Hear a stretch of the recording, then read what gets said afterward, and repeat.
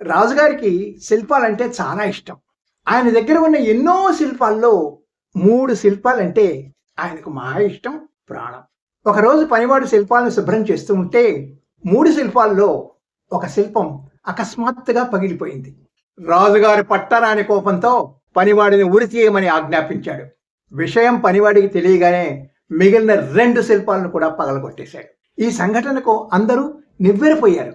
రాజుగారి పనివాడిని మిగిలిన 2 శిల్పాలను ఎందుకు పగలగొట్టావు అని గద్దించాడు. సేవకుడు, మహారాజా, ఈ శిల్పాలు మట్టితో చేసినవి, పెడుసుగా ఉంటాయి, అవేమీ కలకాలం ఉండేవి కూడా కాదు, ఎప్పుడైనా పగిలిపోవచ్చు. నాలాగే ఇంకెవరైనా ఈ శిల్పాలను పగలగొడితే వాళ్ళు కూడా మరణదండనకి లోను కావలసి వస్తుంది.